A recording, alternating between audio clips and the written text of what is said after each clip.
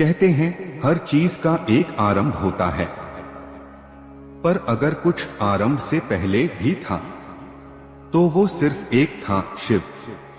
कल्पना करो, जब समय नहीं था, ना आकाश, ना पृथ्वी, ना प्रकाश, ना अंधकार, और फिर शून्य में एक कंपन हुआ। वो कंपन था शिव।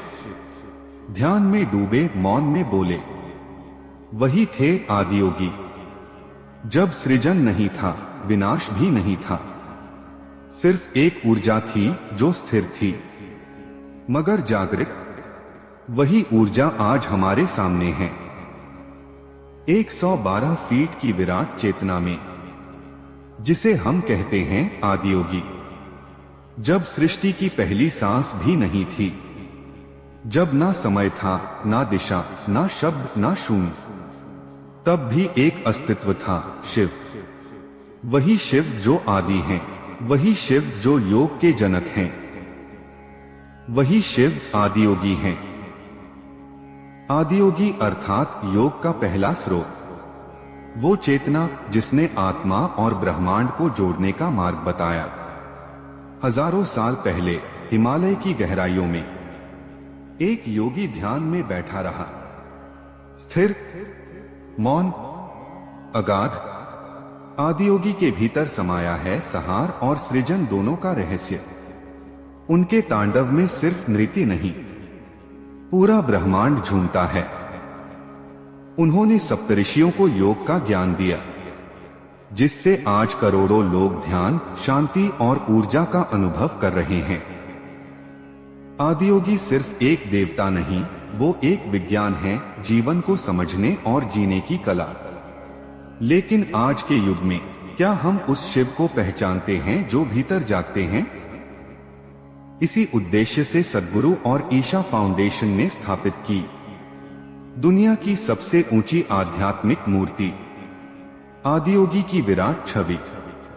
कोयंबटूर के बाद कर्नाटक के चिक्कबल्लापुर में भी 11 मार्च 2023 को ये भव्य मूर्ति स्थापित की गई, जिसका उद्देश्य केवल दर्शन नहीं, बल्कि हर व्यक्ति के भीतर सोई चेतना को जगाना है।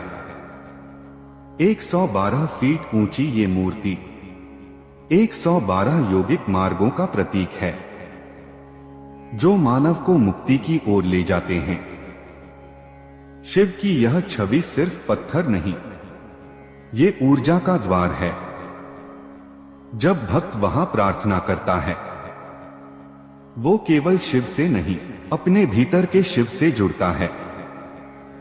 हर रात चिक्कबल्लापुर की इस मूर्ति पर जब प्रकाश की वर्षा होती है, तो वो केवल एक शो नहीं, वो एक तांडव है ऊर्जा का, चेतना का। रंग बदलते हैं, आकृतियां बनती हैं, मानो शिव खुद नाच रहे हों। भक्तों के मन में, उनके ध्यान में हर प्रकाश की लहर, हर ध्वनि की गूंज शिव की उपस्थिति का अनुभव कराती है। शिव बाहर नहीं, शिव भीतर हैं। आदियोगी हमें याद दिलाते हैं कि सत्य की तलाश बाहर नहीं, अपने भीतर करनी होती है।